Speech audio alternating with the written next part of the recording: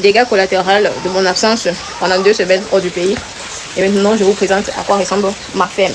La petite ferme de l'élevage des poissons en Orso derrière la maison. Où je ne m'attendais pas. C'est où ils ont frappé fort. Tout premièrement, regardez un peu la ferme. Super méga sale. Les herbes ont grandi de partout. Les bacs sont crasseux. Quand il dit crasseux, regardez-moi ça. Regardez-moi cette saleté là. Regardez le bac. Oh, c'est hyper méga sale. Ça, c'est où les hommes ont gagné sur les femmes. Quand un homme se déplace comme ça, là, il va seulement appeler une des petites là, l'une des petites qui veut prouver que non, c'est la femme du mariage. L'une des petites qui veut prouver que non, elle peut entretenir la maison. Il va seulement l'appeler bébé. Il va chercher l'argent. Viens prendre soin de la maison. La petite va se démerder. De manière qu'elle va poncer la maison de haut en bas. Elle va poncer ça carrément. Bref, continuons. Une chose que je ne m'attendais pas. Les vannes. Les tuyaux pour alimenter les fûts. 2 ont disparu. Je ne sais pas où c'est. Et il a fouillé partout. J'ai déjà retiré l'eau pour voir si c'est calé en bas. Il n'y en a pas.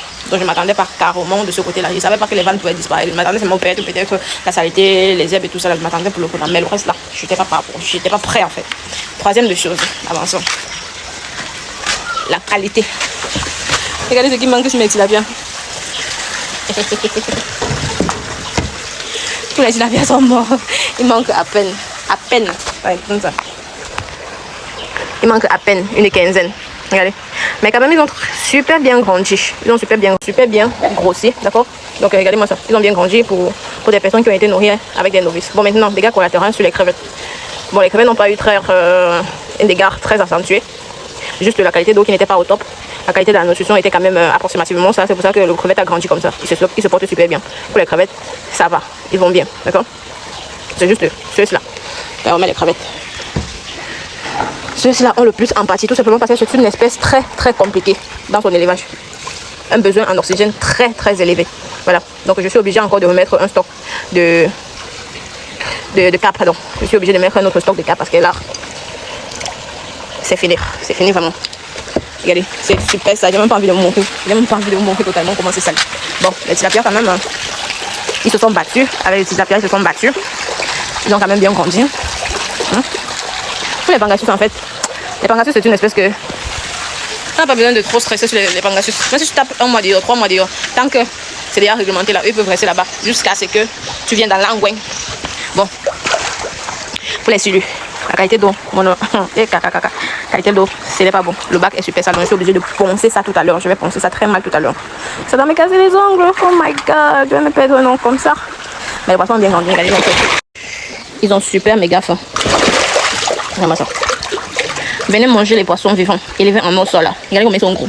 Bon, et maintenant, je vois aussi les signes de bactéries dans le bac parce que tout premièrement, le bac n'était pas propre. Donc, du coup, il y a les bactéries. Je suis obligée de nettoyer, mettre les traitements pour éviter que ça ne se propage facilement. Parce qu'un bac sale, c'est un bac qui favorise la prolifération des bactéries. Voilà 1 kg.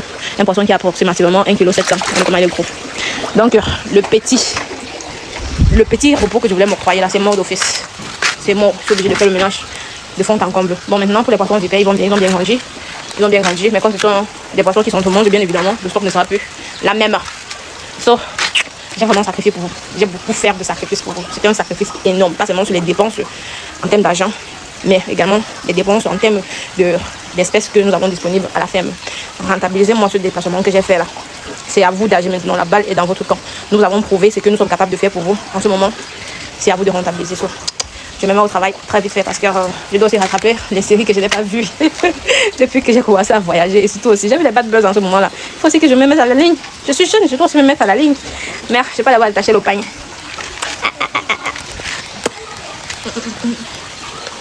Attacher le pagne, commence à travailler. J'ai acheté une nouvelle machette. Donc les herbes, là, franchement,